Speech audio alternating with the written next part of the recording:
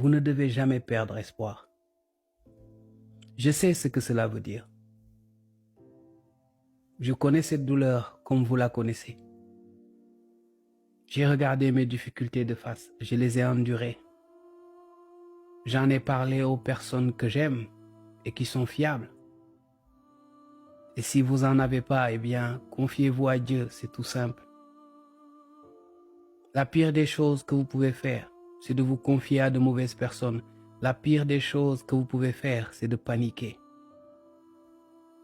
La plupart des difficultés qui vous touchaient hier vous ont laissé encore en vie.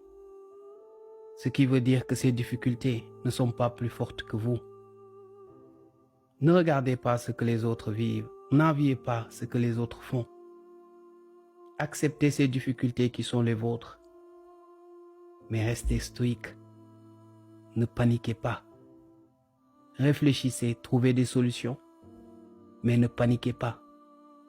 Si vous paniquez, vous risquez de faire deux erreurs. La première, vous savez c'est quoi?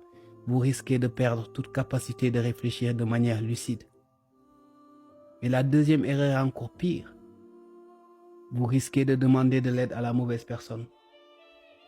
Mais vous savez ce qui est le plus beau, vous savez ce qui est le plus admirable, c'est quand vous vous regardez devant un miroir et que vous voyez à quel point vous aviez été courageux ou courageuse.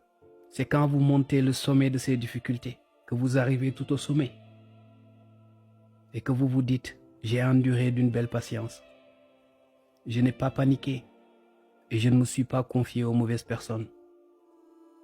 Je vous assure, ces difficultés ne sont pas là pour nous enterrer. Ces difficultés sont là pour nous faire grandir. Ces trahisons sont là pour nous ouvrir les yeux. Gardez toujours espoir, l'espoir fait vivre et je vous assure qu'il n'y a rien de plus vrai. Quelles que soient les difficultés que vous avez, j'en suis persuadé. Si vous faites tout ce qui vient d'être dit, eh bien, vous finirez au sommet. Vous aurez réussi. Vous aurez vaincu. Vous aurez réellement vaincu ces difficultés.